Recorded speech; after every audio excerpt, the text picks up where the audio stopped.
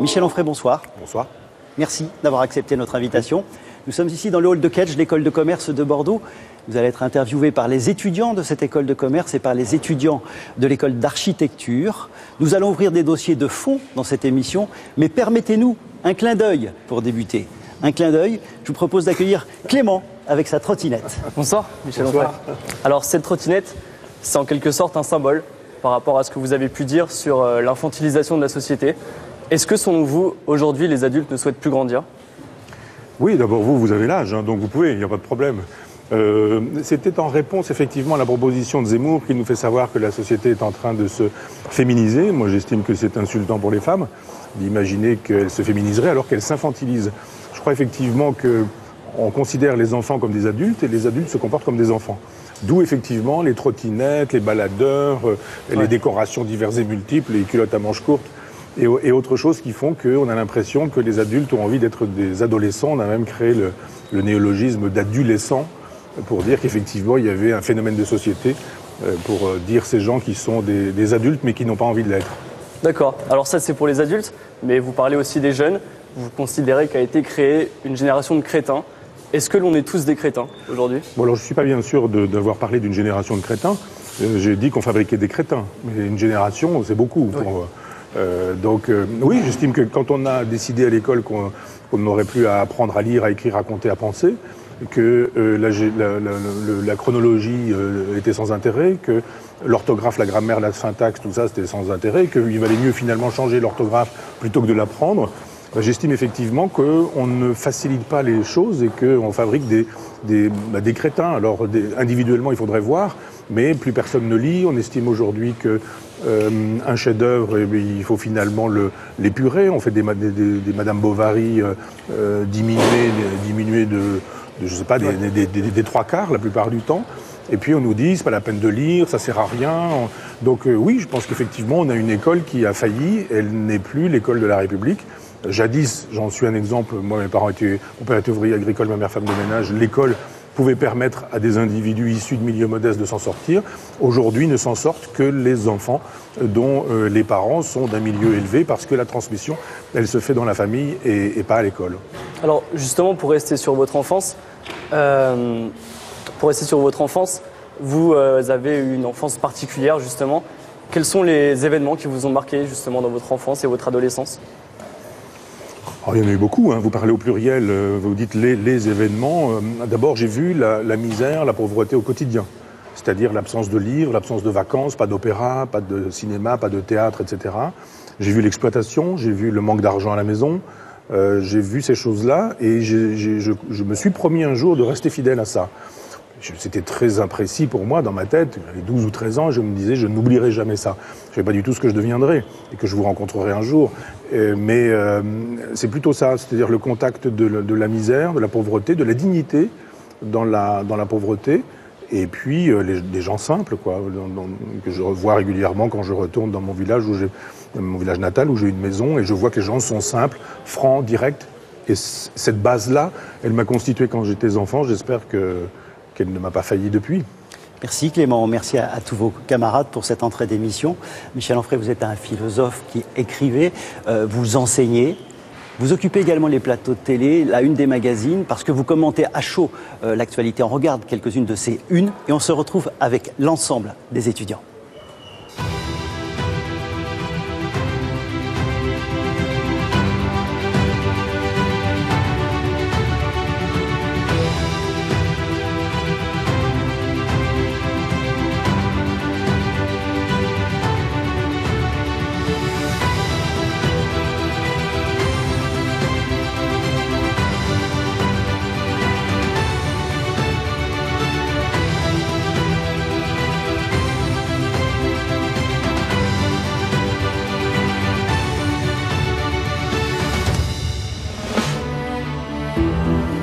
Michel Onfray, on se retrouve ici à la cafétéria de Kedge avec les étudiants qui ont beaucoup lu, beaucoup travaillé pour préparer cette émission. Je vous présente Karen, François, Julien et Tom qui vont vous interviewer. Pour débuter cette émission, les étudiants ont souhaité mieux comprendre le regard que vous portez sur leur génération, une génération entourée par un monde médiatique très puissant. Et c'est François qui vous pose la première question. Michel Onfray, vous êtes très présent médiatiquement. On a souvent l'occasion de vous voir passer sur les plateaux télé, de vous écouter à la radio. Moi, j'aimerais savoir pourquoi vous avez accepté de venir nous rencontrer ici, nous étudiants, sur le plateau de Questions de choix. Parce que j'ai été 20 ans enseignant dans un lycée technique et que j'ai quitté l'éducation nationale parce que l'éducation nationale a failli, on en a parlé un petit peu tout à l'heure, mais pas les étudiants. D'abord, moi je vieillissais, pas eux, c'est-à-dire que pendant 20 ans, j'ai eu des élèves qui avaient 20 ans. Et quand j'ai quitté l'éducation nationale, ça m'a manqué le contact avec les jeunes. Et donc, j'ai créé une université populaire pour transmettre, parce que j'avais la passion, et j'ai toujours la passion de la transmission. Mais en même temps, rencontrer des jeunes, ça me paraît important, parce que je crois qu'il faut semer. On sème comme ça à tout vent. Puis à un moment donné où ça va germer, parce que une phrase aura été dite, une rencontre aura été faite, parce qu'un propos aura été tenu. Et voilà pourquoi je suis là.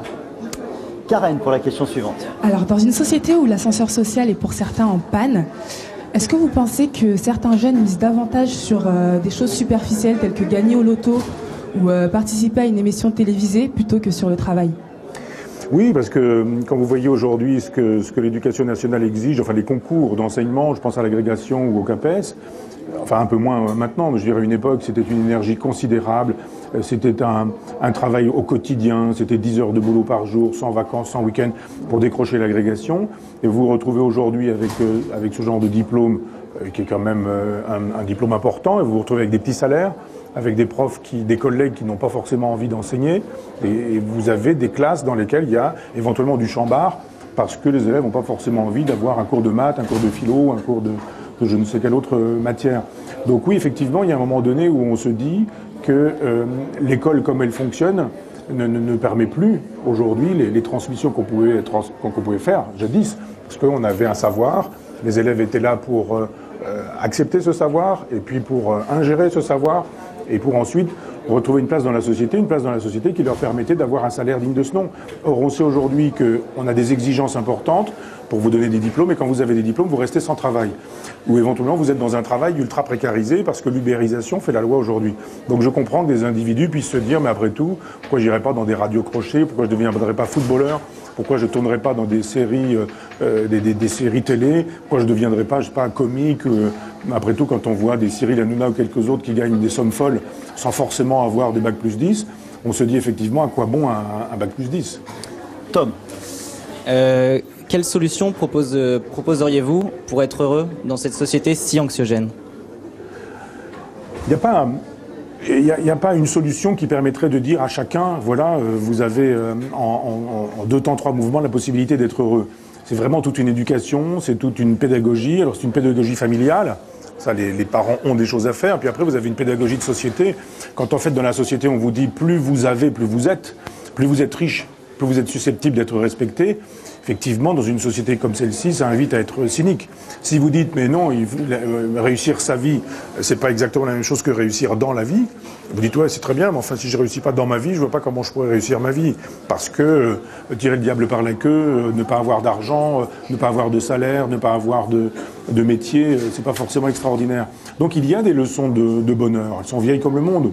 Dès que vous avez des penseurs, je pense à Ménothèpe, des gens comme ça, il y a 40 siècles, déjà la sagesse égyptienne, mais après les sagesses grecques, puis après les sagesses romaines, elles vous disent à peu près toute la même chose. Construisez-vous. Sculptez votre propre statut. C'est une invitation que faisait Plotin, qui est un philosophe platonicien, qui disait en gros, vous êtes un bloc de marbre, a priori. Si vous n'en faites rien, vous resterez un bloc de marbre, comme ça, brut.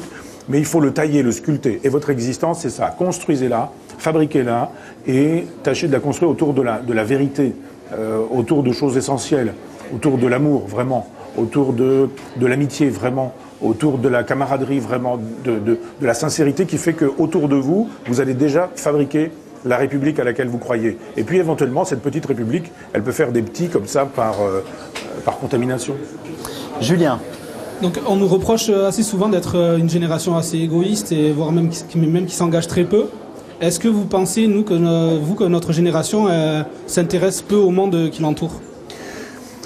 Oui, mais vous êtes pas coupable, vous êtes victime, vous êtes des victimes. Je veux dire que quand vous avez aujourd'hui les médias qui vous enseignent les choses auxquelles il faut croire, le catéchisme, Parce qu'on a l'impression que jadis, dans les dictatures, les fascismes bruns, les fascismes rouges, Hitler, Franco, Pétain, Staline, Lénine, etc., au moins c'était clair.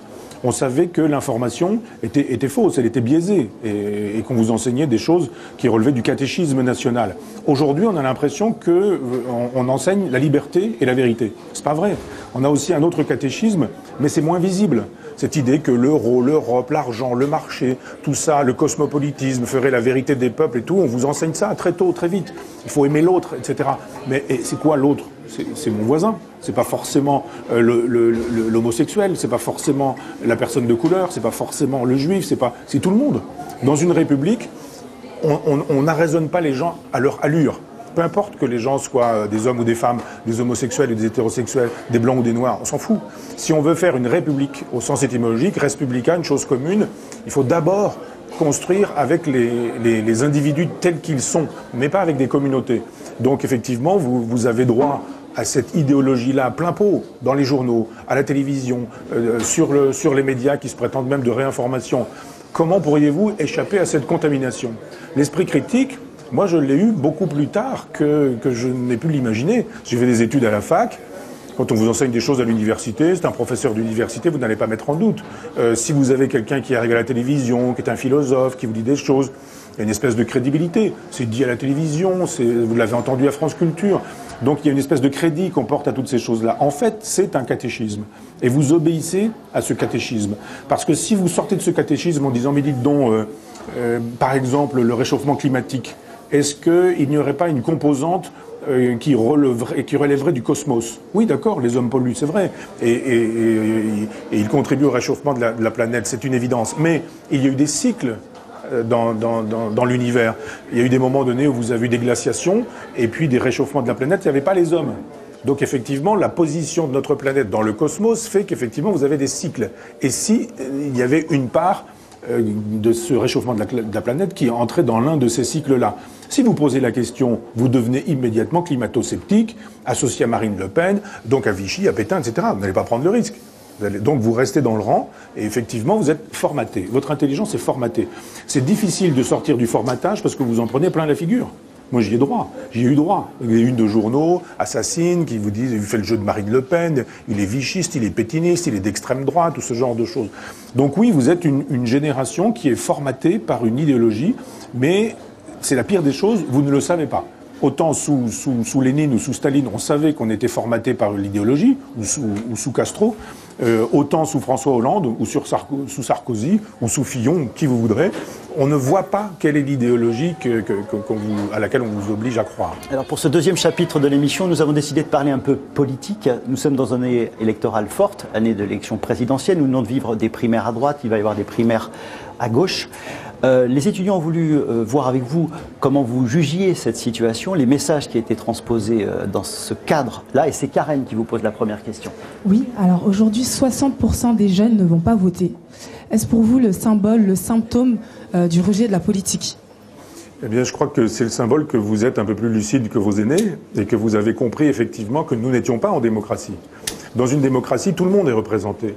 Dans une démocratie, une voix égale une autre voix. Et on voit bien aujourd'hui que ce n'est pas le cas. Vous avez le Front National qui est extrêmement important en France, qui n'a pratiquement pas de députés. Et puis vous avez par exemple les communistes qui ne sont pas très importants, mais qui ont beaucoup de députés. Voire les écologistes, peu importants, mais beaucoup de députés aussi. Vous dites qu'est-ce qui fait qu'on peut accepter que 25-30% des gens qui se sont exprimés ne sont pas représentés ni à l'Assemblée nationale ni au Sénat? Pourquoi est-ce que des gens qui sont sous-représentés électoralement sont-ils surreprésentés au Congrès, c'est-à-dire à l'Assemblée nationale et au Sénat? Je dis donc qu'il y a un défaut de représentativité, ça paraît évident. Quand vous regardez la représentativité, vous avez peu de gens de couleur, vous avez peu de gens modestes, vous avez peu d'ouvriers qui sont députés ou qui sont sénateurs. Ce sont souvent des cadres, des fonctionnaires, des profs, des avocats, des médecins, professions libérales, dentistes, etc. Mais des gens qui seraient chauffeurs de car ou ou comme la dame qui fait le ménage ici, elle n'a aucune chance de devenir députée. Et pourquoi ? Et pourquoi ? Donc, vous voyez que d'abord, on ne représente pas les gens en fonction de leur vote. Ensuite, quand on les représente, on ne représente pas la totalité de ceux qui sont représentables. Et puis ensuite, quand vous jouez le jeu de la démocratie et que vous dites, bon allez, moi je suis un gentil électeur, j'y vais, je vote, Et par exemple, je ne veux pas de ce traité européen, non pas parce que je suis contre l'Europe, mais parce qu'il est libéral, en 2005. Et que vous constituez une majorité, 53% si je me souviens bien. Vous dites, ben voilà, la France, elle a voté contre ce traité-là. Et vous avez toute la politique politicienne qui dit, ben vous l'aurez quand même, ce traité. Et le Congrès, Assemblée nationale, Sénat, les partis, à l'époque un certain Sarkozy, à l'époque un certain François Hollande, qui ont disparu de la circulation, et on voit bien pourquoi, disent, eh bien, ce que vous n'avez pas voulu par référendum, vous l'aurez par la convocation du Congrès. Et vous vous retrouvez, 3 ans plus tard, avec le traité de Lisbonne, qui reprend exactement la même chose. C'est Giscard lui-même qui dit que c'était le même traité. On avait juste changé l'ordre de 2 ou 3 paragraphes pour donner l'impression que c'en était un autre. Giscard, qui n'est pas un opposant à l'Europe. Hein. Et donc, il y a un moment donné, on se dit, mais à quoi ça sert d'aller voter ? Puisque quand on a voté, qu'on a dit ce qu'on souhaitait, on nous a dit de toute façon, c'est pas ça qu'il faudrait avoir, donc vous l'aurez quand même par un autre moyen. Donc je comprends que vous ne jouiez plus le jeu en disant on a vu, on a compris, ça sert à rien, on a toujours les mêmes de toute façon. Quand ils sont dans l'opposition, ils nous disent on va faire ceci, on va changer cela, etc. Ils arrivent au pouvoir, et puis dans la logique de l'Europe de Maastricht, on ne décide plus rien en France. La souveraineté, on l'a aliénée au moment de Maastricht, en disant on vous aliène notre souveraineté, et puis on va faire une communauté. Sauf qu'aujourd'hui, un chef de l'État, ils se battent tous pour être chef de l'État, mais il reçoit des parapheurs de Bruxelles et il signe. Il ne fait que ça. Puis il inaugure les chrysanthèmes, puis il va à la télévision pour dire qu'il va changer, que ça a déjà changé, etc. Donc moi je comprends que, en gros, en n'allant pas voter, vous soyez à la pointe avancée, je dirais, de ce que les citoyens sont en train de penser. Alors, il y a plein de questions, évidemment. Les étudiants ont préparé énormément de questions, c'est difficile. Vous avez le droit d'intervenir quand vous le souhaitez, bien évidemment. C'est Julien qui pose la question suivante. Vous, à titre personnel, vous avez bien dit que vous n'irez pas voter. Est-ce que vous n'avez pas peur, en disant des choses comme ça, que les gens veulent eux aussi ne pas aller voter? Est-ce que vous avez fait quelque part, parce que quelque part c'est un peu fuir ses responsabilités. Vous n'avez pas peur de ça, qu'il y ait trop de monde qui n'aille pas voter et que finalement on laisse sa voix alors que... Oui, mais vous savez, l'abstentionnisme, c'est pas moi qui l'ai créé. Je suis une voix parmi des millions de gens qui n'y vont pas. Et qui n'y vont pas parce qu'ils ont de bonnes raisons de ne pas y aller. Et je pourrais vous faire l'histoire de mon rapport à l'élection. C'est-à-dire que quand j'ai commencé à voter, j'y allais au premier tour, j'y allais au deuxième tour. Au premier tour, je choisissais. Mon premier vote n'était pas né, mais c'était pour Huguette Bouchardot, Parti Socialiste Unifié. Puis le deuxième tour, ça a été François Mitterrand. Donc au premier tour, on choisit ce à quoi on croit. Puis au deuxième tour, d'une certaine manière, on élimine celui qu'on ne veut pas voir et puis on élit quelqu'un. Et puis à un moment donné, vous vous dites, mais ça sert à quoi de voter contre ces idées? Parce que des fois, il en reste 2 au deuxième tour et vous dites, j'ai pas très envie ni de l'un ni de l'autre. Alors vous allez voter pour quelqu'un au premier tour, au deuxième tour, vous votez blanc. Puis après, vous vous dites, mais à quoi ça sert de voter au premier tour pour quelqu'un, alors que ça ou rien, c'est la même chose, puisqu'en gros, ça se fait entre 2 ou 3 personnes. Donc après, vous allez voter blanc et blanc. Et puis à un moment donné, vous vous dites, mais pourquoi je vais voter blanc? Voter blanc, ça veut dire j'y vais parce que je reconnais la règle du jeu. Mais en même temps, je n'ai pas trouvé mon candidat. Donc, il y a un moment donné où vous dites, je n'y vais plus parce que, 1, je n'ai pas trouvé mon candidat, et 2, je ne reconnais plus la règle du jeu. En fonction de ce que je viens de vous dire précédemment, là, la règle du jeu ne me convient plus. Les gens ne sont plus représentés. Les pauvres, les sans-grades, les miséreux, les oubliés, les gens qui n'ont pas d'argent, les gens qui n'ont pas de parole, pas la parole, je veux dire. Ces gens-là ne sont jamais représentés. Je me dis, mais alors moi, je ne joue plus dans cette catégorie, là où il faudrait faire semblant d'être dans une démocratie, alors qu'il n'y a pas de démocratie. Maintenant, je fais une proposition. Je vais faire paraître un livre en mars, et je reviendrai à la librairie Mola pour en parler, qui s'appelle « Décoloniser la province ». C'est une façon pour moi d'être positif. C'est facile d'être négatif en disant « je suis contre celui-ci, je suis contre le système tel qu'il fonctionne, etc. » Puis de dire après « mais vous proposez quoi, vous ?»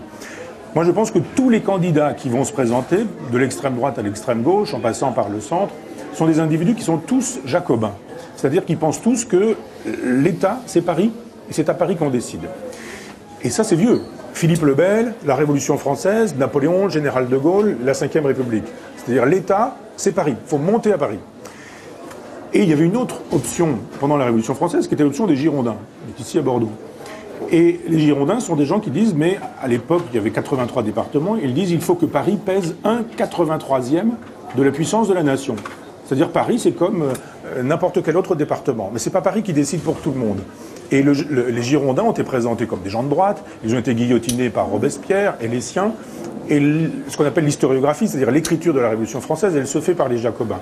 Moi, ce que je propose, c'est que le pouvoir soit donné aux communes, que le pouvoir soit donné aux départements, que le pouvoir soit donné aux régions, qu'on ait même éventuellement des parlements, donc des parlements municipaux, mais des parlements départementaux, des parlements régionaux, où vous pourriez discuter, débattre, puis à un moment donné, quand on a débattu sur une question, on vote. Et quand on a voté, alors on a une décision. Donc redonner le pouvoir à la base pour faire de telle sorte que les gens se remettent à voter à nouveau en disant mais oui, là ça nous intéresse parce qu'on va élire des gens qui nous ressemblent et des gens qui sont soucieux de nous et qui savent ce qu'est la réalité. Michel Onfray, une dernière question sur ce chapitre politique, c'est Tom qui vous la pose. Est-ce qu'un philosophe comme vous aurait sa place au gouvernement ? Un philosophe au gouvernement peut-être, alors comme vous, à voir ensuite, mais première question, est-ce qu'un philosophe aurait sa place au gouvernement ? Alors ça c'est une vieille idée de Platon, hein. C'est l'idée du philosophe roi ou du roi philosophe. C'est-à-dire on a un roi, on en fait un philosophe, ou on a un philosophe et on en fait un roi. Ce qu'on constate, c'est qu'il y a eu des gens de lettres qui sont allés au gouvernement. Il y a eu Tocqueville qui a écrit de la démocratie en Amérique, il y a eu récemment Luc Ferry qui s'est retrouvé dans un gouvernement de droite. Et on voit bien, Chateaubriand, et on voit bien ce que ça donne. C'est-à-dire que l'homme de lettres disparaît au profit du politicien. C'est-à-dire qu'un philosophe n'est pas forcément mieux placé qu'un autre pour exercer le pouvoir. Exercer le pouvoir, c'est un métier. Philosophe, c'est penser, c'est-à-dire concevoir, avoir une vision. Quand vous êtes dans le réel, la vision, vous la laissez souvent de côté. Vous avez une opposition entre ce qu'on appelle l'éthique de conviction et l'éthique de responsabilité. L'éthique de conviction, c'est yaka, il faudrait, on devrait. Moi, je crois à ça. Sauf que l'éthique de responsabilité, c'est bah oui, mais il n'y a pas d'argent dans les caisses. Comment on fait parce que c'est pas autorisé par la loi ou ce genre de choses. Donc, il faut un équilibre. Il faut que, effectivement, l'éthique de responsabilité soit en relation avec l'éthique de conviction et vice-versa. Mais on a bien vu que ce que les philosophes ont fait quand ils se sont trouvés ministres n'a pas été extraordinaire, parce qu'ils ne savaient pas bien gouverner.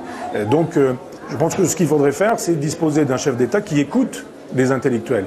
C'est-à-dire qu'il soit capable de rencontrer régulièrement des sociologues, des géographes, des historiens, des individus qui soient capables de faire remonter les idées du peuple. Et à partir de ce moment-là, on n'a pas forcément besoin d'exercer soi-même directement le pouvoir.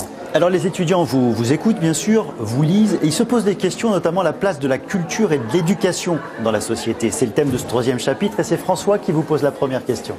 Moi j'aimerais rebondir sur le thème de la lecture que vous avez esquissé lors de l'introduction.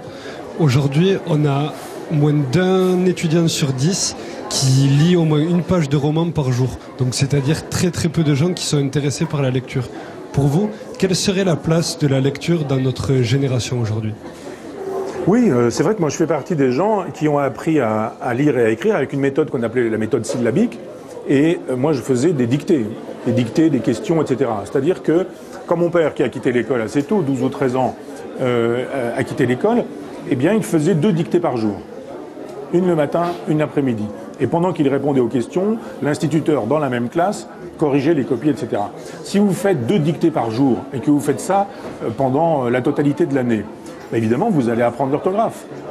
Si vous apprenez l'orthographe et que vous faites de ce qu'on appelait jadis de l'analyse logique, vous savez comment les phrases sont construites. Si vous savez comment les phrases sont construites, vous pouvez vous-même construire des phrases. Et à ce moment-là, disposer d'un jugement beaucoup plus avisé que celui qui ne saura pas lire. Vous savez qu'aujourd'hui, les dictées sont interdites et qu'on doit en faire 2 ou 3 par an. Et ce sont des dictées préparées. C'est-à-dire qu'en gros, on vous donne le texte, vous l'apprenez, on vous le dicte et on appelle ça une dictée. Ça veut dire que si on n'apprend pas l'orthographe, eh bien, on ne connaît pas les subtilités, on ne connaît pas les nuances. Si on ne fait pas d'analyse logique, on ne sait pas penser, on ne sait pas réfléchir. Et si on ne lit pas, on ne sait pas lire. C'est comme un sportif, si vous voulez. Si vous démarrez, quand je suis rentré au service militaire, on a dit, vous allez, dans 2 mois, vous allez courir 40 km. Je me disais, mais pas possible, c'est pas possible. Et puis au fur et à mesure, les gens ont commencé à cracher leurs poumons, puis ils ont couru. Et 2 mois après, tout le monde courait 40 km. Ça veut dire qu'il en va de même avec l'intelligence. Moins vous la faites fonctionner, moins elle fonctionne. Moins vous lisez, moins vous savez lire, moins vous aimez lire, en plus de ça. Il y a une espèce de dégoût de la lecture, du genre on veut que ça aille vite. Je vous disais tout à l'heure qu'on faisait des morceaux choisis de Madame Bovary. Et si Flaubert a choisi de faire 400 pages, il a choisi de faire 400 pages. C'est pas je ne sais qui de dire on va faire 125 pages, c'est plus vite lu.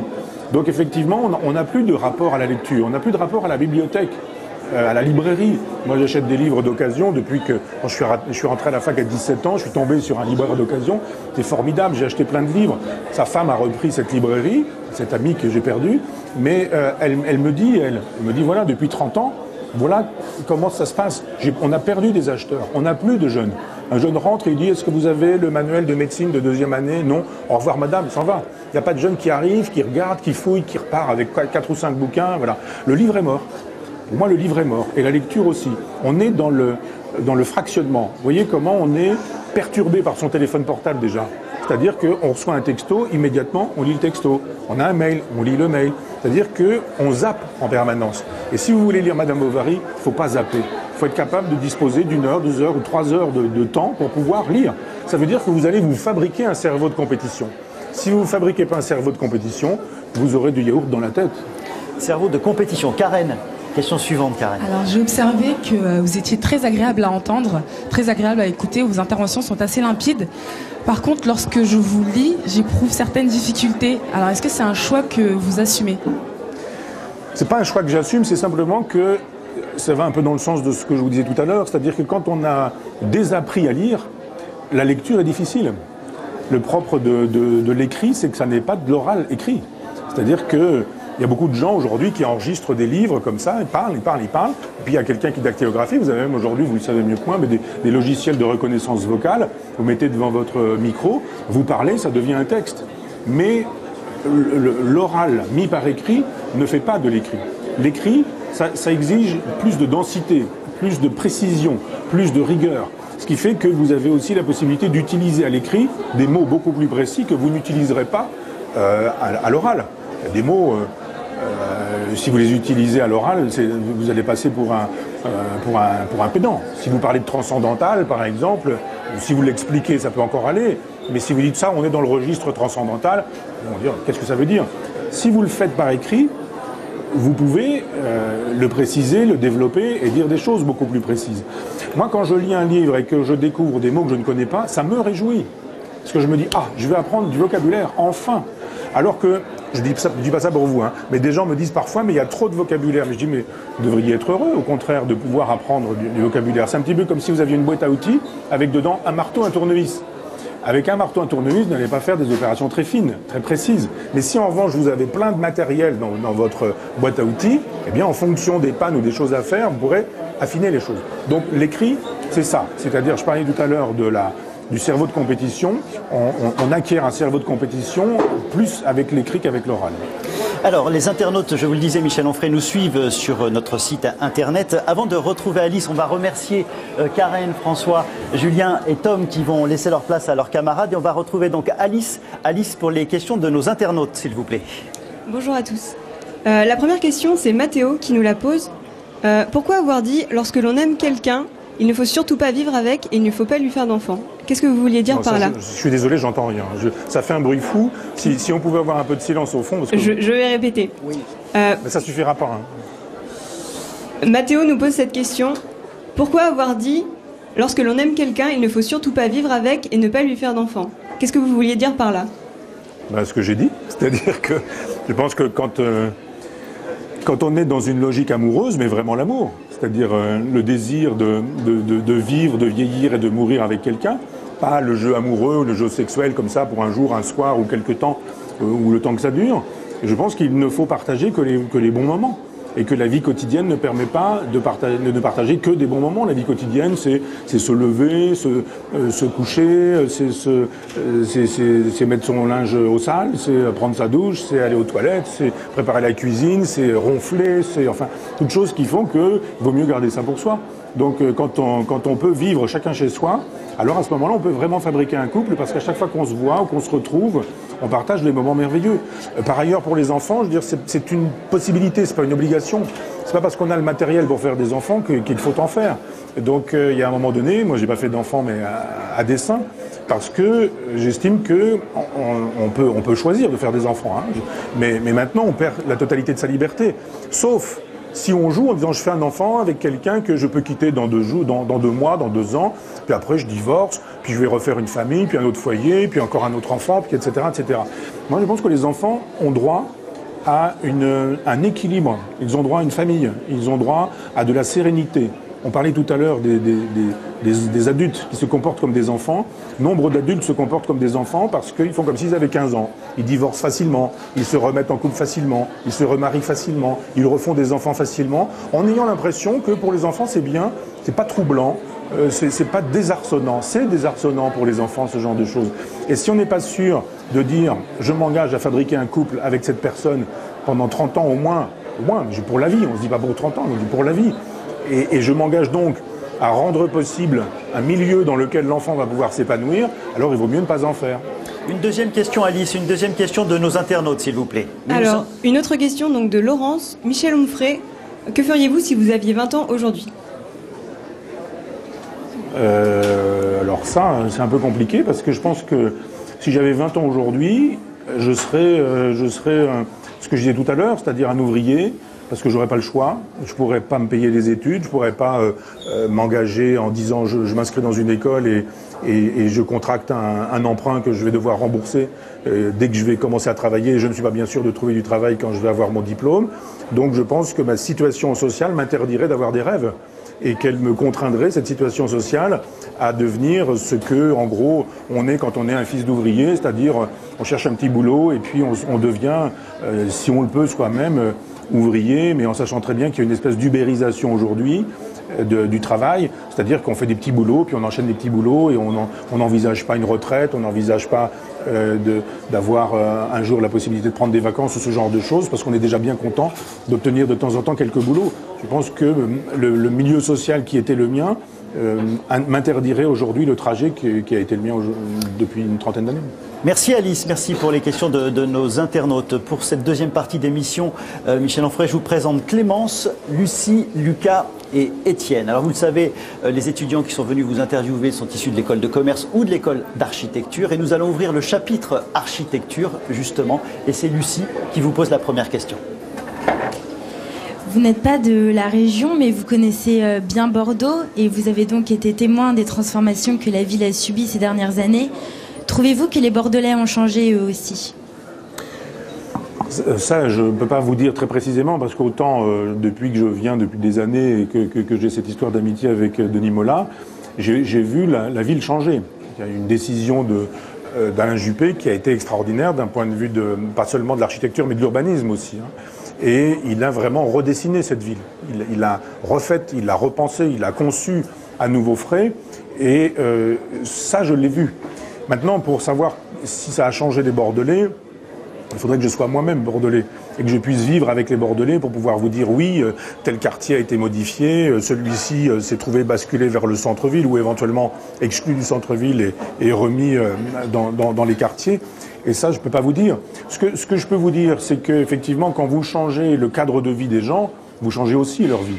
Il ne suffit pas forcément de mettre des bacs à fleurs aux fenêtres pour changer la vie des gens. Mais si vous rendez la ville plus fluide, plus agréable, plus joyeuse, plus heureuse, plus lumineuse, immanquablement, vous produisez des effets sur l'esprit des gens, sur leur comportement quotidien. Et puis, il y a une espèce de fierté. Et les gens savent bien qu'à Bordeaux, leur ville est regardée partout ailleurs en France, mais aussi partout ailleurs sur la planète. Et je crois que Alain Juppé et quelques autres a obtenu le classement de la ville au patrimoine de l'UNESCO. D'un seul coup, vous avez effectivement un écrin, un bijou extraordinaire. C'est une ville du 18e qui est aussi du 21e.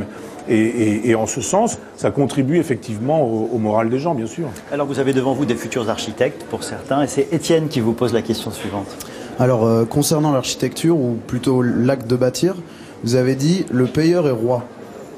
On approche la fin des études, demain on sera architecte, et j'ai l'impression que malgré toutes nos bonnes intentions, notre marge de manœuvre sera probablement menue. Et je me demandais, dans le système capitaliste tel qu'il est, quelle place laisse-t-on à l'architecte et quelle importance accorde-t-on à la qualité architecturale ? Alors d'abord, vous l'aurez vu, c'est-à-dire qu'il n'y a pas d'éducation à l'architecture. C'est-à-dire que jadis, on enseignait la musique, éventuellement. Aujourd'hui, on n'enseigne plus la musique, on dit aux enfants amenez vos disques et puis on va écouter ça ensemble, parce que ce serait trop autoritaire de leur faire écouter un opéra de Mozart. Et donc, il n'y a pas de place, évidemment, pour penser l'architecture. Vous aurez vu que finalement, c'est une niche intellectuelle. J'ai créé une université populaire en 2002 et on enseigne l'architecture à l'université populaire, parce que j'ai voulu qu'on éduque au regard, qu'on dise aux gens, mais quand vous marchez, levez la tête. Vous marchez, il y a des flux, vous allez d'un endroit à un autre, mais en même temps, vous n'êtes pas capable de lever la tête et de regarder comment sont construits les bâtiments, comment sont agencés les bâtiments. Donc il faudrait une pédagogie de l'architecture auprès du plus grand nombre. Et pas seulement une pédagogie patrimoniale. C'est-à-dire qu'en disant, vous avez vu, vous avez des beaux bâtiments. Hein, on a des belles choses. Ça date du 16e, ça date du 18e, ça, etc. Ça, il faut le faire aussi, bien sûr. Mais je dirais une éducation au volume. Il faut que l'œil soit éduqué à la lecture du volume. Ça, c'est pas fait. Après, il faut éduquer les architectes probablement autrement que comme on les éduque aujourd'hui. Et parce que nombre d'architectes aujourd'hui dessinent le même bâtiment. Il y a eu une époque où ça avait un sens de produire ici et là, et on fabriquait des architectures dont on pouvait dire qu'elles étaient régionales, à défaut d'être régionalistes, mais quand vous faites une maison avec j'allais presque dire les produits locaux, avec les matériaux locaux, bah, évidemment, si vous creusez et que vous avez du schiste, c'est pas exactement la même chose que si vous creusez et que vous avez de la craie. Donc, vous voyez bien comment, moi j'habite en Normandie, dans un endroit où le massif armoricain est pas bien loin, à une vingtaine de kilomètres à l'ouest, et dès que vous prenez votre voiture et que vous faites 20 km, eh bien, les constructions en pierre laissent la place aux constructions en granit. Et ces constructions en granit, vous allez les trouver jusqu'à Brest.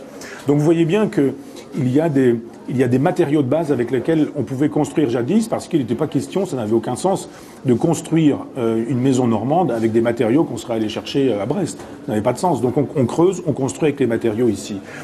Ici, aujourd'hui, je veux dire, on a une architecture internationale, extrêmement conceptuelle. Vous avez des revues, et vous avez des gens qui regardent les revues et qui dessinent en fonction des revues. C'est un petit peu la même chose avec la philo.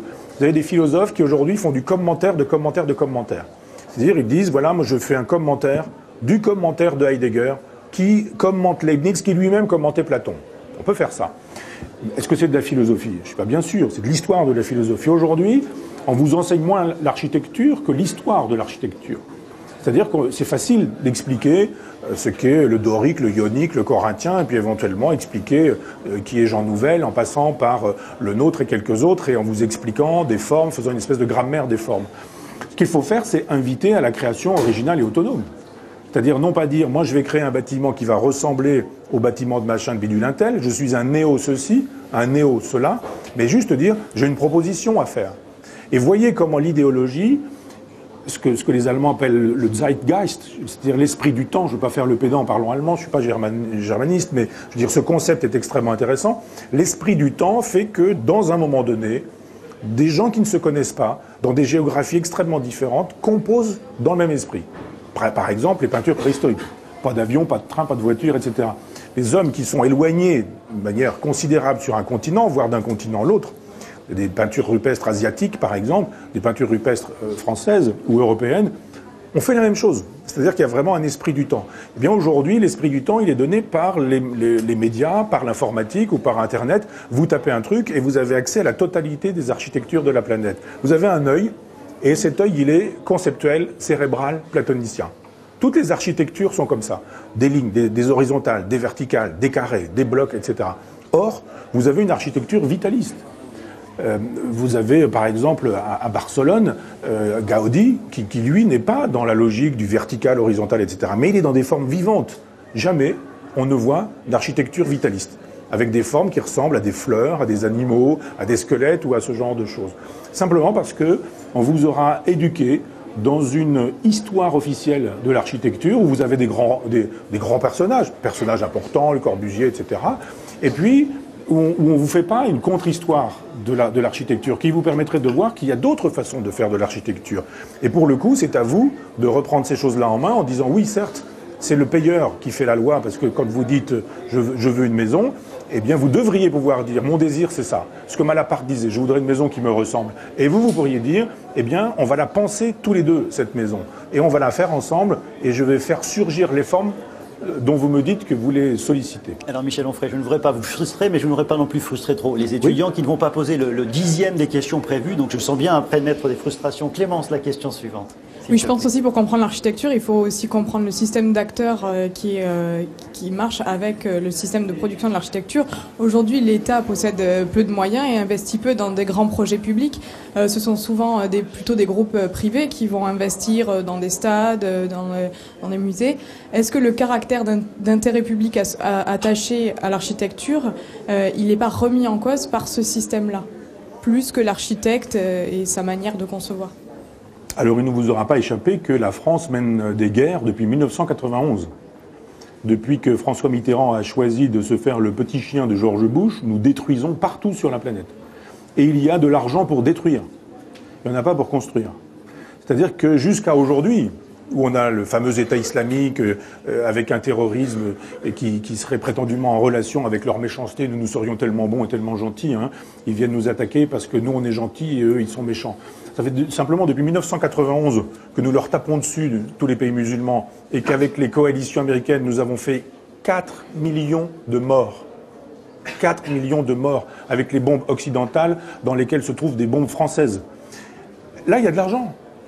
Quand Fillon nous disait à une époque, la France est en faillite, quand on nous dit quoi, augmenter le SMIC de 2 centimes, vous n'y pensez pas? Les caisses de l'État sont vides. On va tout de même pas augmenter le salaire des pauvres. On peut pas. Et d'un seul coup, on y va. Guerre en Libye, guerre en Afghanistan, guerre au Mali, guerre en Mauritanie, guerre partout sur la planète. En Syrie, on a des avions, on a des porte-avions, on a des bombes dont certaines font 2-3 millions d'euros chaque bombe. On en balance tous les jours, etc. Donc, il y a de l'argent. L'État a de l'argent. L'État n'a pas d'argent pour les pauvres, mais l'État n'a pas d'argent pour les gens modestes. L'État n'a pas d'argent pour vous payer vos études et vous contraint à faire des emprunts pour que vous puissiez suivre des études dignes de ce nom. Et il nous dit aujourd'hui, non, mais on n'a pas d'argent pour construire des bâtiments. Si l'État voulait investir dans la construction plutôt que dans la destruction, il en aurait bien sûr les moyens. Mais ça n'est pas sa priorité. Puisqu'on parle des moyens, Lucas a une question également sur ce thème. Certains pays commencent à privatiser des quartiers, faute de moyens publics, à l'image de la promenade Sainte-Catherine à Bordeaux. Vous en pensez quoi? Ça vous paraît normal, vous? Écoutez, moi j'ai le désir de faire une université populaire en dur depuis 2002, depuis 15 ans. Et je me bats contre tous les gens qui sont justement des acteurs de la création architecturale. Donc je vois bien à quoi ces choses-là ressemblent. Il n'y a pas d'argent, ce que je vous disais tout à l'heure. C'est-à-dire qu'on nous dit qu'il n'y a pas d'argent pour ce genre de choses. Donc effectivement, on dit on va privatiser au maximum, c'est l'esprit de l'époque. C'est-à-dire qu'on ne nationalise plus, on dénationalise, on privatise, et puis on dit, eh bien, il y a des gens qui ont de l'argent, ces gens-là vont faire de l'argent avec l'argent. Plus vous avez d'argent, plus vous pouvez en avoir. Donc vous dites, oui, moi je prends en charge ces choses-là. Et à partir du moment où vous avez mis sur la table une grosse valise de billets et que vous disposez d'un quartier, il faut que ce quartier soit rentable, hein. On ne fait pas ça pour la beauté du geste, on ne fait pas ça pour le patrimoine, on ne fait pas ça parce qu'on est dans une logique de mécénat. Pas du tout, on est dans une espèce de logique d'investissement. Donc tout, aujourd'hui, est susceptible de permettre les investissements et les rapports sur investissement. L'art contemporain ne sert qu'à ça, aujourd'hui. On fabrique des cotes et vous avez des gens qui sont rien du tout et d'un seul coup, ça vaut un prix fou. Simplement, ça permet de blanchir l'argent des gens, des milliardaires qui, eux, peuvent très bien se retrouver avec 50 toiles d'un artiste. Je sais pas d'où ça vient, mais en même temps, vous les avez payés. Et puis, les artistes sont contents, les galeristes sont contents parce qu'ils prennent la moitié. Et puis, les gens très riches sont contents parce qu'ils défiscalisent, ils peuvent passer tout ça au black et ils ne paient pas d'impôts sur ce genre de choses. Donc, on voit bien que la privatisation en matière de construction, c'est la pire des choses. Parce que les exigences de ces gens-là, on sait bien que ça ne va pas être une exigence d'urbanisme ou de beauté, ça va être une exigence de rentabilité. Vous avez décidé de vivre à la campagne. Pour quelle raison? La ville ne vous attire pas? Vous ne vous sentez pas à l'aise dans la ville? C'est la campagne qui vous permet de vous épanouir? Alors plus en province qu'en campagne, parce que j'ai habité à Argentan pendant 37 ans, mais Argentan c'est une sous-préfecture, c'est 14 000 habitants. J'ai une maison dans mon village natal, à Chambois, 500 habitants. Mais en même temps, il n'y a pas Internet, il y a une épicerie. Dans l'épicerie, la salade est pourrie. L'ail, quand on appuie dessus, il y a un nuage qui sort. La viande est sous cellophane, elle est marron, elle est toute noire. Il y a une boulangerie, le pain est immangeable. Donc c'est difficile de vivre pleinement dans la ruralité quand vous avez besoin d'être hélas. Il n'y a pas Internet, ça c'est une fracture par exemple dans la société. C'est un vrai handicap aujourd'hui. Bah oui. Et moi quand je vais dans ce village, je sais très bien que je suis coupé du monde. J'ai évidemment un abonnement Internet et je peux éventuellement accéder à 2 ou 3 informations, mais j'ai pas intérêt à avoir des fichiers lourds à faire passer. Et de toute façon, le téléphone portable ne passe pas. Qui aujourd'hui a un téléphone fixe? C'est terminé. Donc il y a une vraie difficulté à vivre au quotidien dans la ruralité. J'ai des avions à prendre, j'ai des trains à prendre, il faut passer par Paris pour presque tout. Donc vivre à Chambois, ce serait en permanence être sur la route avec ma voiture pour partir à Argentan, etc. Donc je vis à Caen depuis, j'ai perdu ma compagne il y a 3 ans, donc j'ai quitté Argentan où je vivais. sinon j'y serais encore. Mais je suis à Caen parce que c'est plus facile, c'est là que j'ai créé mon université populaire, c'est là que j'ai été prof 20 ans, et c'est là que c'est plus facile de prendre des avions, des trains, mais en même temps de rester en province. Alors Michel Onfray, il nous reste 4 minutes dans cette émission, ça passe très très vite. On ne peut pas ne pas aborder le thème du plaisir, du bonheur, et c'est le thème qu'on souhaitait aborder avec vous, donc les étudiants. Et c'est Lucie qui vous pose la première question. Oui, tout à l'heure vous parliez de former sa propre république pour être heureux. Votre république est-elle heureuse ? Je vous l'ai dit là, il y a 2 secondes, j'ai perdu ma compagne il y a 3 ans, donc effectivement, quand j'ai perdu mon père il y a 6 ans aussi, il y a des moments où on ne peut pas être heureux tout seul. Donc il y a un moment donné dans l'existence où vous le verrez, le bonheur n'est plus positif, c'est-à-dire c'est plus rechercher positivement du bonheur, mais c'est rechercher des occasions de ne pas être malheureux. Donc il y a auprès de moi Dorothée que vous avez vue et qui était auprès de moi depuis 20 ans et avec qui on a fait plein de choses, université populaire, etc. Donc je suis pas seul, mais et ça contribue à mon bonheur en même temps. Mais le bonheur, quand on a un certain âge, c'est justement d'éviter les déplaisirs, c'est d'éviter les souffrances, c'est d'éviter les peines. Alors il y a une exposition publique qui est la mienne et qui fait que, évidemment, si vous écrivez des bouquins, que ça se passe bien, quand vous voit la télé, on estime qu'on vous y voit trop, et vous ne savez pas finalement que quand vous arrivez une fois à la télévision, 9 fois vous avez refusé d'y aller. Ça crée de la jalousie, de l'envie, de la méchanceté, du ressentiment. Il faut vivre avec ces choses-là. Donc il y a ce que Marc Aurèle appelait la citadelle intérieure.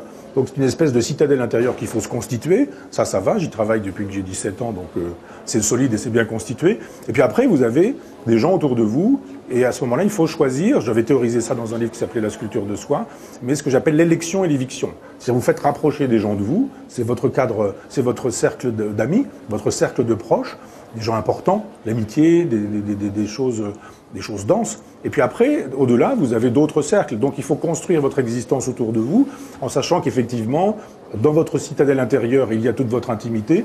Autour, avec les amis, les proches, il y a les moyens de fabriquer cette république hédoniste et heureuse. Et puis le reste du monde, eh bien, il est ce qu'il est. Et on fait des incursions de temps en temps pour rentrer très vite dans sa citadelle. Michel Onfray, je vais vous demander un exercice qui est compliqué, qui va vous frustrer, c'est de faire des réponses en une trentaine de secondes, mais je sais que vous savez faire aussi pour ces questions qui ont été préparées par les étudiants. Et c'est Clémence qui nous pose la question suivante. Vous vous revendiquez hédoniste, est-ce que vous pouvez nous expliquer en quelques mots sur quoi se base une telle philosophie de vie ? En 30 secondes, là, c'est vraiment très compliqué. Hein, non, c'est faisable. Non, c'est faisable.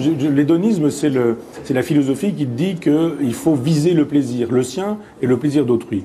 Mais pour vous montrer que je peux faire vraiment très vite, il y a une phrase de Chamfort qui résume l'impératif de l'hédonisme. Et Chamfort dit « jouis et fais jouir, sans faire de mal ni à toi ni à personne, voilà toute morale ». Vous voyez, je sais être court. Eh bien, c'est parfait. Ça permet à Étienne de poser la question suivante. Et pour changer, est-ce que vous pouvez nous évoquer rapidement les limites de ces systèmes de pensée, si vous en voyez ? Oui, bien sûr, il y en a. C'est-à-dire que quand je dis « jouis et fais jouir », c'est important, c'est-à-dire jouir soi-même personnellement, c'est pas compliqué, hein. C'est les petits garçons, les petites filles font ça, c'est-à-dire moi tout seul. C'est le souci d'autrui qui est important, sans faire de mal ni à toi, ça c'est facile, ni à personne. C'est-à-dire que de temps en temps, si votre plaisir vous le payez d'un déplaisir d'autrui, alors ça n'est plus un plaisir.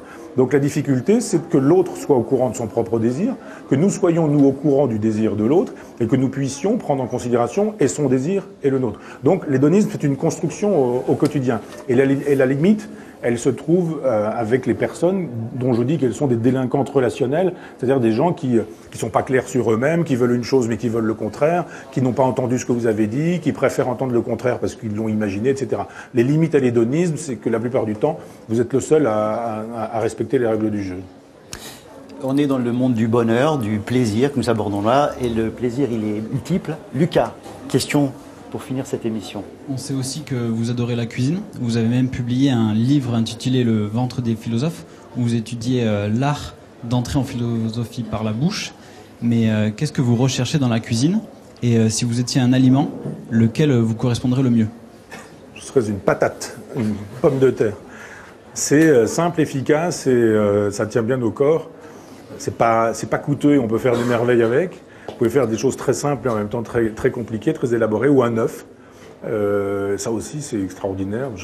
Donc je cuisine depuis que j'ai 17 ans, et tous les jours, c'est-à-dire matin, midi et soir. Je suis pas de ceux qui font de temps en temps une tarte et qui laissent leur femme bosser et qui disent ma spécialité. Alors on va essayer de parler de produits qui sont peut-être plus proches de l'Aquitaine. Lucas. justement, on est dans une région qui possède de bons produits locaux avec une bonne gastronomie du terroir. Oui. Et vous semblez apprécier les huîtres. Oui. Voilà. Donc pourquoi ce goût partagé pour les huîtres? Moi j'aime tout. Hein. Ne vous inquiétez pas. Que j'ai cru qu'on voulait m'agresser. Julien. Non, Julien, puisqu'on parle.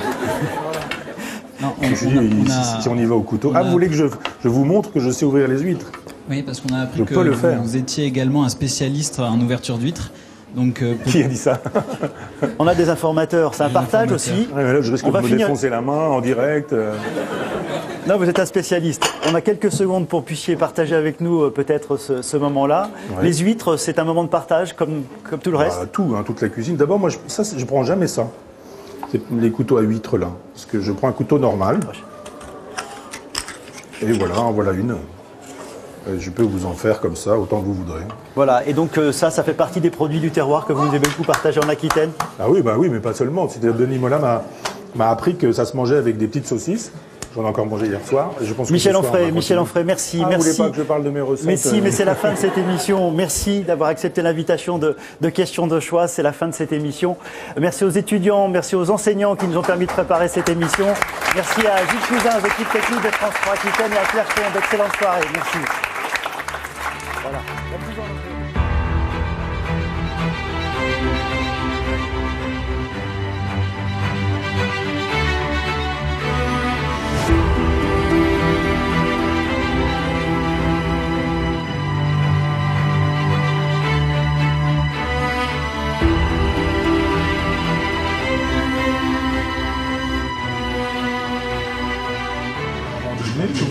Je fais tout seul, c'est simplement vous travaillez, vous lisez, vous avez une idée de livre, vous écrivez, des conférences, les choses qui se sont dites là, peuvent produire chez moi un effet en disant tiens, cette question-là, j'aurais pu la développer autrement, puis on fait un texte, on fait une intervention, enfin voilà. C'est ce que j'appelle une vie philosophique. La vie philosophique, c'est la confusion entre la vie et la philosophie. Il n'y a pas un moment où je m'arrête en me disant bon, c'est 9h midi, 2h, 6h, le samedi dimanche c'est férié, et etc. Moi je bosse le jour de Noël, même si c'est moi qui fais la cuisine le soir, je bosse le 1er janvier, je bosse le week-end, puis quand je vais en vacances, je suis chez des copains où il y a du soleil, mais en même temps je bosse au soleil, mais je bosse quand même. Donc c'est un travail long, régulier, permanent, et ça produit ça, puis d'une certaine manière, la facilité. Je peux dire aujourd'hui, effectivement, pour savoir comment d'autres travaillent, que j'ai de la facilité à mémoriser, à m'exprimer, à rédiger. Et puis j'ai des éditeurs derrière moi qui sont efficaces et qui font le restant du boulot, et puis Dorothée Joly qui me soulage de toute l'intendance. Et au niveau des thèmes, comment vous choisissez les thèmes de vos livres? C'est par rapport à l'actualité? C'est par rapport à votre pensée du moment? Oui, enfin c'est des choses qui s'imposent. Vous me dites à un moment donné, il faut que j'écrive là-dessus. Et puis vous pouvez écrire un article. Et puis finalement l'article devient un gros article. Et puis après le gros article devient un petit livre. Et puis voilà, puis après vous avez des gros chantiers. Là je vais faire paraître un livre qui fait 650 pages. C'est 1,5 million de signes. C'est un manuscrit qui est gros comme ça. C'est des livres sur quoi? C'est Décadence, ça. Qui va s'appeler Décadence. C'est une histoire de la civilisation de Jésus qui pour moi n'a pas historiquement existé. C'est un concept. Jésus, c'est une idée qu'on trouve dans l'Ancien Testament. Et l'Ancien Testament des Juifs dit un jour, un prophète va venir qui fera ceci, qui dira cela, etc. Les Juifs pensent que ce prophète n'est jamais venu. Les chrétiens disent ce prophète il est venu et il s'appelait Jésus. Et il a dit ceci, il a dit cela, etc. Mais tout ce que Jésus dit se trouve déjà dans l'Ancien Testament. Puis après, on va cristalliser autour de lui. On va lui trouver un père, une mère, Jésus, Marie, Joseph, Bethléem, Nazareth, l'âne, le bœuf, les rois mages, etc. Tout ça, ce sont des collages. Des trucs qu'on trouve chez les Égyptiens, chez les Syriens de l'époque. Et après, on dit qu'on a trouvé la croix, puis les clous, puis la couronne d'épines. Et après, il y a la peinture. C'est un peu comme vu à la télé. Hein. Il y a une époque, c'était vu à la télé, donc c'était certifié. Moins maintenant. Hein. Mais à un moment donné, quand tout l'art occidental vous montre des peintures, des sculptures, des objets, des beaux objets, des calices ciselés avec des pierres précieuses, des crosses, des mitres, des vêtements, des choses comme ça, vous allez y croire. Vous avez devant vous, moi je vais aller dans l'église natale, là, dans mon village, j'ai le catéchisme, on me dit Jésus, il est né, etc. Puis vous avez derrière une crucifixion, vous avez Jésus, vous avez sa mère, vous avez Marie-Madeleine, etc. Vous y croyez, en gros. C'est après que vous dites, mais attendez, ça s'est construit. On a de moins en moins de croyants dans les sociétés occidentales. Je suis pas sûr. Vous savez, si vous posez la question autour de vous, y a-t-il des vrais athées? Moi, je suis pas loin, je pense. Ah, pas loin. Tout est dans le pas loin. Vraiment pas loin. Ah, on est même vraiment pas loin. Le jour où vous serez dedans, on peut laisser un petit doute. quelqu'un qui dit non. Je serais peut-être attaqué par la foi un jour. Ouais, mais Dieu n'existe pas. Après la mort, il n'y a rien. C'est ça, être athée. Ah oui, je suis athée. Ouais. Moi, je pense. Hein, je suis athée. Moi, je pense. Ah non, mais je suis sûr. Non, mais je sais pas quelle est votre définition, mais en tout cas, je pense pas que Dieu existe. Je pense pas qu'il y ait une raison particulière à notre présence sur Terre, etc. Et je pense que quand on est mort, c'est comme avant qu'on soit né. Mais Dieu pourrait exister et qu'il n'y a rien à faire. Oui. Oui, c'est une hypothèse aussi. Non, c'est vieux ça. Ça s'appelle le déisme. C'est Dieu existe, mais il ne se soucie pas des hommes ou de ce que les hommes sont, font. Le théisme, c'est de dire. Diderot était déiste. Il a été aussi un peu confucianiste. Alors lui, il était polythéiste. Oui, mais c'est pas le fait que les dieux n'ont rien à faire de ce que font les hommes. Oui, c'est ça. Il faut écarter la crainte. Voilà. Les dieux, d'abord, ils sont matériels, ils sont faits d'atomes, des atomes un peu plus subtils que nous. Ils sont dans ce qu'ils appellent les intermondes, c'est-à-dire il y a des mondes différents, et entre les mondes différents, il y a des dieux de matière subtile, mais ils n'en ont rien à foutre de nous. Ils ne veulent pas notre bonheur, ils ne veulent pas notre malheur, ils sont indifférents.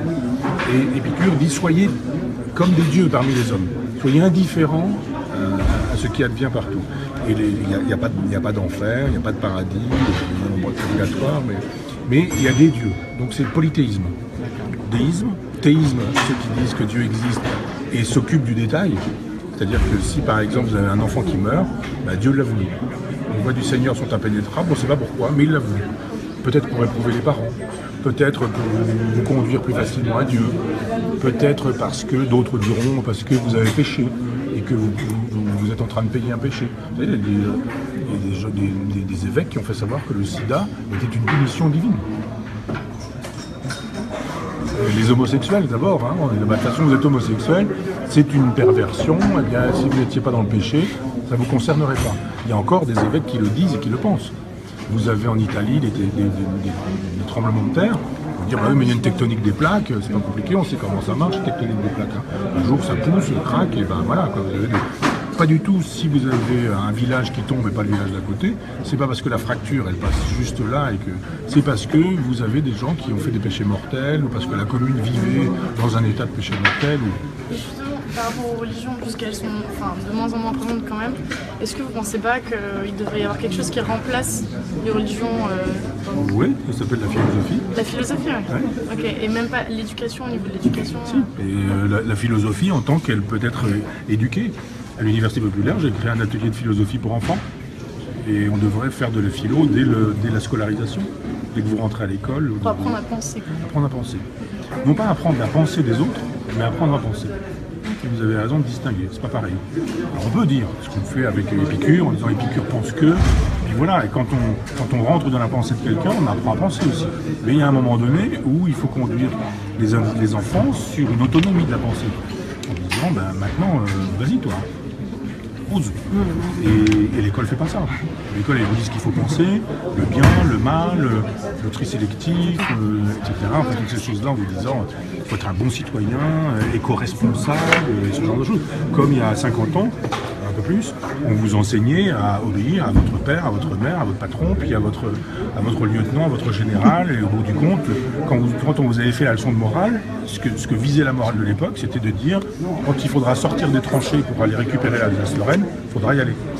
Donc on voit bien que les morales, elles visent à un embrigadement, un endoctrinement des gens, des jeunes d'abord, puis des adultes ensuite, des adultes qui deviendront. Donc là aujourd'hui, on voit bien qu'à l'école, on endoctrine les enfants pour fabriquer des... Et vous pensez que tout le monde veut penser, et a la capacité non, mais tout le monde veut penser? Et tout le monde a la capacité, moi je le pense. La capacité oui, mais est-ce que le désir, est-ce que tout le monde peut trouver son bonheur en pensant? Est-ce qu'il n'y a pas certaines personnes qui trouvent leur bonheur avec des règles bien strictes? Il y a des gens qui n'ont pas envie d'apprendre, qui n'ont pas envie de penser, qui n'ont pas envie de réfléchir. Moi, j'aime pas le football, par exemple. Je ne vais pas interdire le football, il y a des gens qui adorent ça. Et l'idée de me dire, non, on va t'expliquer, puis tu vas avoir des cours avec le football, puis etc. Non, laissez-moi ne pas aimer, c'est pas grave de ne pas aimer. Et puis c'est bien d'aimer quand on aime, parce qu'on y a du plaisir. À la philo, c'est pareil. Quand des gens me disent, moi, j'ai pas envie, etc., je comprends très bien. Moi, j'étais vraiment... l'apprendre aux enfants pour qu'ils faudrait l'apprendre aux enfants au plus jeune âge pour qu'ils puissent penser en fait et que ce soit pas quelque chose qui leur fasse peur. Oui, vous savez, je dis toujours que les enfants sont naturellement philosophes. Et que seuls ceux qui restent des enfants deviennent des philosophes. Et un enfant, il vous demande toujours pourquoi.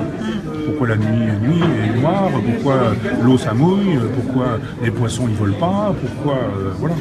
Et puis vous dites bon, c'est comme ça, enfin voilà. Il y a trop de parce que. Oui, alors il y a un moment donné où soit les parents répondent aux questions et les enfants posent plein de questions. Soit les parents disent je sais pas, arrête de poser des questions, ou disent attends on va chercher, ça je peux te répondre, ça je sais pas. Un jour, j'étais dans un bus et il y a un gamin qui était avec sa mère, il y avait des drapeaux. Il lui dit mais pourquoi il y a des drapeaux? Il dit des drapeaux parce qu'à chaque fois qu'il y a un pays, il y a un drapeau. C'est quoi le drapeau de la France? Bleu, blanc, rouge. Et pourquoi c'est bleu, blanc, rouge? Ah ben je sais pas. Alors après on peut dire mais si je vais t'expliquer pourquoi le bleu, le blanc, le rouge, etc. Et après, etc. Tu vas dire après je sais plus. Alors, on va chercher sur internet, dans une encyclopédie. Et quand on entretient le naturel philosophe d'un enfant, eh bien, à mon avis, on fabrique vraiment des citoyens. Alors des fois, on peut peut-être aller vite sur un sujet et se tromper, mais un peu comme les citoyens de base. C'est-à-dire qu'on nous demande de réagir comme un citoyen de base. Aujourd'hui, tout le monde tweet, tout le monde commente, tout le monde, etc. Alors pourquoi les philosophes seraient interdits de commenter alors que tout le monde s'autorise de soi-même à commenter? Vous avez des regrets d'ailleurs quand vous... Est-ce qu'il y a des choses que vous regrettez d'avoir dit comme ça assez vite Non, jamais. Non, parce que des fois, je ne vais pas regretter, mais des fois, c'est un problème de forme. C'est-à-dire que là, vous voyez les trottinettes, j'explique un long truc. Je trouve que Zemmour dit la société se féminise. C'est nul pour les femmes. Ça veut dire quoi se féminiser? Les femmes, je veux dire, ce sont des hommes comme les autres. Mais je dis non, c'est l'infantilisation qui est en jeu, c'est pas la féminisation de la société. Et je fais un petit développement sur l'infantilisation. Je dis c'est comme regarder les adultes avec les trottinettes, etc. Et d'un seul coup, paf, sur Internet, ça devient on ferait contre les jeunes, contre la trottinette. Si vous voulez, il y a une dimension ironique dans ce truc-là. On oublie le contenu de ce que je dis, on sort l'illustration ironique, on enlève l'ironie, et on dit regardez, c'est un vieux con, il n'aime pas les trottinettes, etc. Alors je ne vais pas regretter ça, parce que c'est pas moi qui suis coupable, mais c'est vrai que dès que vous faites de l'humour, dès que vous faites de l'ironie, dès que vous avez un mot un peu fort, parce que vous avez fait une plaisanterie. L'autre jour, je fais un truc sur Mélenchon, je dis mais il a fumé la moquette, Mélenchon. Paf, selon Michel Onfray, Mélenchon a fumé la moquette. Ça devient le titre. Donc on se dit bon, je l'ai dit, bien sûr, et je l'enlève pas parce que je le pense, mais en même temps, je l'ai dit pourquoi. Il y a un raisonnement derrière. Et hop, le raisonnement était facile. Donc, quand je fais ce tweet, là, j'avais plus de 100 000 suiveurs sur mon compte. En disant, j'étais en Guyane, je fais une conférence en Guyane. Pendant ma conférence, on a un petit papier, on me dit attentat à Paris, etc. Et donc, je fais un texto en disant, nous récoltons nationalement ce que nous avons semé internationalement. Qu'est-ce que ça veut dire? Ce que j'ai un peu dit là tout à l'heure. C'est-à-dire que s'il y a des terroristes en France, c'est parce qu'effectivement, il y a des gamins paumés qui se servent de l'islam pour dire leur haine de la France. Et la haine de la France, elle est à mettre en relation avec notre comportement depuis 20 ans. Et ben, c'est tout à fait ça. Simplement, d'un seul coup, il y a un type qui fait un truc sur Atlantico, c'est on ferait crash sur les morts du Bataclan. Mais j'ai pas dit ça. Est-ce qu'on a le droit d'être pacifiste dans notre société? Est-ce qu'on a le droit de poser la question des philosophes, qui est la question d'où ça vient? Derrière du terrorisme, alors on peut dire c'est pas bien, c'est des salauds, etc. Oui, on peut le dire, bien sûr. Mais un philosophe, c'est pas quelqu'un qui fait de la morale, c'est pas un curé, un philosophe. C'est quelqu'un qui dit d'où ça vient. Pourquoi un jour un gamin prend une Kalachnikov et arrose tout le monde en disant rappelez-vous, souvenez-vous de ce que vous êtes en train de faire dans l'État islamique, etc. Est-ce qu'on peut entendre ça? Quand les gamins égorgent le prêtre à Saint-Étienne-du-Rouvray, ils épargnent une religieuse, une fidèle, en lui disant toi tu diras à la télévision qu'on t'a épargné pour que tu puisses dire qu'on fait ça parce que Hollande bombarde l'État islamique. Est-ce qu'on peut entendre ça? Et quand vous dites ça, quand vous posez la question, vous avez Manuel Valls qui dit de toute façon, poser cette question-là, c'est déjà y répondre, et c'est y répondre en donnant une absolution. Mais non, c'est pas absoudre les terroristes. J'ai pas envie de les absoudre, j'ai envie de les comprendre. Parce que j'ai envie que ça s'arrête. Et je pense que si on a envie que ça s'arrête, il faut faire autre chose que de bombarder un pays, puisqu'ils nous attaquent parce que nous bombardons ce pays qui n'est pas le nôtre. On va pas bombarder Cuba. Pas tout de suite, mais par exemple la Corée du Nord, où les droits de l'homme sont bien plus bien plus sûrement insulté que dans d'autres pays de la planète, ou la Chine, le Tibet. Pourquoi on n'envahit pas le Tibet pour permettre au Tibet de redevenir tibétain, etc. Excusez-moi, je suis désolée de vous interrompre. Est-ce que je peux vous demander juste de rester encore ici 5 petites minutes? On va aller refaire quelques petits plans de coupe qui nous manquent là-bas. Et on a besoin encore de faire vous. Un plan avec vous. J'ai besoin de faire un plan avec vous. Juste une minute ensuite. Oui. Merci beaucoup. Mais la solution, elle passe plus par la politique du coup. Alors la politique politicienne, sûrement pas. Encore peu. Vous pourriez très bien avoir un chef d'État qui décide de dire... Moi, par exemple, Fillon, il y a un mois, il m'a appelé en me disant « J'ai fait un livre sur l'islam, j'ai fait un livre qui s'appelle Penser l'islam. » Il me dit « Je l'ai lu, votre livre, et votre livre m'a servi pour faire mon livre. » Bon, très bien. Qu'est-ce qu'il va faire? Vous aurez remarqué pendant les primaires, personne n'a parlé de l'islam, personne n'a parlé de l'État islamique, personne n'a parlé du terrorisme. C'est vous voulez supprimer des fonctionnaires, 400 000, moi c'est 600 000, moi c'est 500 000, etc. Oui, mais sur 5 ans, ou sur, enfin tout le monde s'en fout. Sur cette question-là, effectivement, il y a un moment donné où il va falloir aborder vraiment le problème. Non, mais alors, l'islam, comment est-ce qu'on va le régler? Imaginez un chef d'État qui dise finalement le pacifisme est une option qu'on peut entendre. Chevènement défend cette position-là. Dominique de Villepin défend ce sont deux personnes que je connais. J'ai déjeuné avec de Villepin il y a 8 jours. Là. Chevènement, c'est un vieil ami et on s'est vu il y a 3 semaines. Eux sont sur ces positions-là. Asselineau, si je peux. Qui ça? Asselineau. Oui. J'avais entendu Céline Dion, je dis bon, pourquoi pas. Mais il y a une proposition pacifiste qui est susceptible d'être audible. Et on peut imaginer un chef d'État qui dirait « Moi j'arrive au pouvoir, on arrête les bombardements ». De Villepin, il connaît les gens du Qatar, il connaît les gens d'Arabie Saoudite et il connaît les gens de Turquie. Nous commerçons avec le Qatar, comme vous le savez. On leur vend des armes. On a donné la Légion d'honneur à un prince saoudien. On va me faire croire que ces pays qui soutiennent l'État islamique, on ne peut pas y accéder en leur disant « On ne pourrait pas faire des trucs avec vous qui seraient du genre « On arrête de participer à la coalition ». Et vous demandez à vos soldats, les gamins des banlieues, qu'ils mettent la Kalachnikov au pied. En disant, en négociant, le calife, c'est quelqu'un qui est écouté. Si le calife dit on va cogner, les gamins ils vont cogner. Si le calife dit on ne va pas cogner, on peut envisager, on peut jouer cette carte-là. Du moins, elle est susceptible d'être pensée. Je ne veux pas dire que j'ai raison, mais il faut examiner les conditions de faisabilité. Avec des chefs d'État, des diplomates, des gens qui sont capables de dire on peut aller jusque-là, mais pas au-delà. Ça, en revanche, c'est envisageable. Je ne sais pas, vous avez envie de quoi aller boire un coup à une terrasse sans qu'on vous envoie une rafale de Kalachnikov. C'est ça que veulent les Français. Mais là, on n'a pas de perspective d'amélioration, d'un point de vue politique. Un peu, quand vous entendez un peu Mélenchon, et Mélenchon, si vous lui dites qu'en disant l'inverse, il va se prendre 4 points, il va dire l'inverse, Mélenchon, c'est pas un problème. Il veut bien ce que vous voulez. Il veut ce 6%. Il veut être le candidat de la gauche le mieux placé, et il n'y a que ça qui l'intéresse. Non, les hommes politiques qui seraient capables de dire, et si on pensait un peu à la France, à vous, à votre génération, vous avez envie de quoi vous tirer. Si vous avez envie de construire, de monter une boîte, d'abord il va falloir que vous remboursiez les prêts que vous avez contractés pour être dans cette école, assez probablement. Ensuite, vous n'êtes pas sûr, vous aurez votre diplôme, mais il faudra avoir des commandes. Et quand vous allez démarrer votre truc, quand vous aurez un peu d'argent, le fisc va arriver, on vous prend tout ça. Et là, vous allez dire, bon, d'accord, vous gagnez ça, vous allez vous faire plaisir, vous allez acheter une maison, une belle voiture, je sais pas quoi. Et après, on va vous dire, maintenant, il va falloir payer les impôts. Et là, vous allez faire faillite. Vous n'aurez quasiment pas bossé, vous aurez déjà fait faillite. Donc évidemment, vous dites, moi, je vais m'en aller au Canada, je vais m'en aller aux États-Unis. Et voilà, encore que avec Trump, on fait peur. Envie de partir.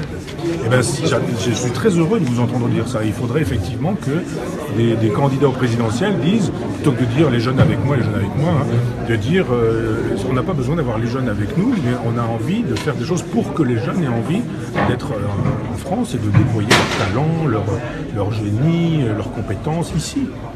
Éventuellement, là en province, en disant pas besoin d'aller forcément à Paris, on a juste envie ici, en travaillant avec Internet, aujourd'hui on peut faire plein de trucs, on a juste envie ici de révolutionner l'époque. Il n'y a pas de raison qu'il n'y ait pas parmi vous des gens qui soient capables d'être les Steve Jobs de demain. En fait, selon vous, il y aurait une solution. Est-ce que la décentralisation du pouvoir, ça serait possible? Je suis vraiment demandé de faire des plans de coupe après. Ah oui.